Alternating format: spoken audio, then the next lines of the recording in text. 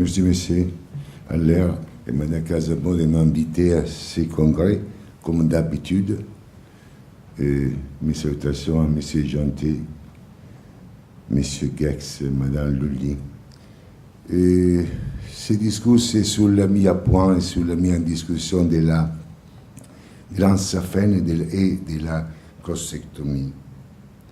C'est-à-dire que nous devons, avant de tout, établir qu'est-ce que nous entendons par prostatectomie, c'est-à-dire la dissection de la glande saphène et de tous les tributaires qui sont près de la jonction saphéno-fémorale.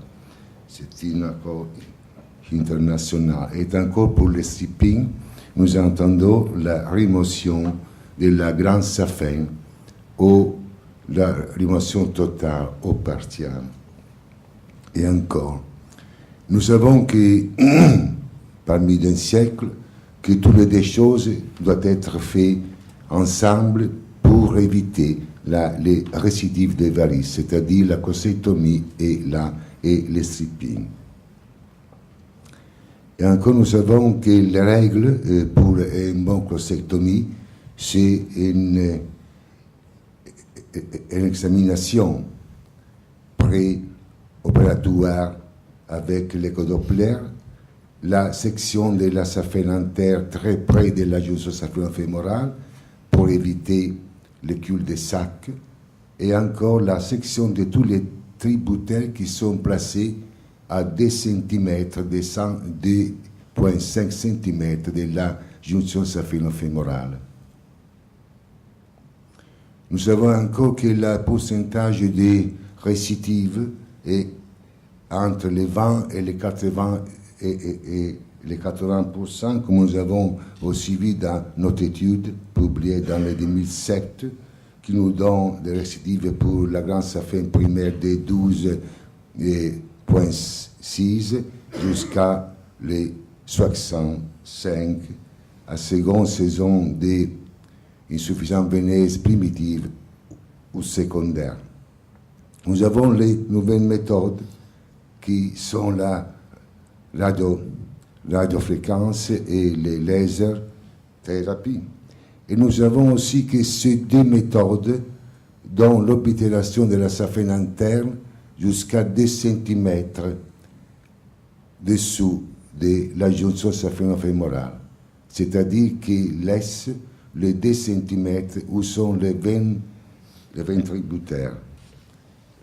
Mais nous savons aussi, avec des études de Nicolini, que l'oblitération totale ou partielle de la saphène après la radiofréquence donne les mêmes résultats qui sont très bons résultats. Et nous savons encore que les traitements, c'est un traitement aussi pour les veines variqueuses récurrents. Et nous savons encore par la Société américaine de Vascular Surgery que ces méthodes, c'est une méthode qui peut remplacer les vieux stripping avec la prostatectomie pour plusieurs raisons, c'est-à-dire la douleur, c'est-à-dire les décours post-opératoires. Et encore, nous pouvons dire pour le laser Doppler et pour le laser thérapie que nous avons des résultats d'efficacité de 94%, c'est-à-dire presque la totalité, et le total group was 96%. C'est-à-dire que nous avons des résultats très bons et supérieurs à les résultats avec les vieux stripping et la prostatectomie. Mais nous savons encore que ces deux nouvelles méthodes dont l'oblitération jusqu'à 2 cm au-dessous de la jonction saphéno-fémorale, c'est-à-dire qui laisse le cul-de-sac et qui naît dans la dissection de les veines tributaires à la saphène interne, à la jonction saphène interne. Alors nous pouvons dire qu'ici la prostatectomie sans le stripping donne de bons résultats, comme nous avons déjà vu avec l'endolaser, avec les radiofréquences, et nous pouvons dire que l'obturation de la saphin en terre sans la costectomie donne de bons résultats. Nous pouvons, avec sans doute, nous pouvons aussi dire que la costectomie peut être que la principale cause de récidive de bembalicase.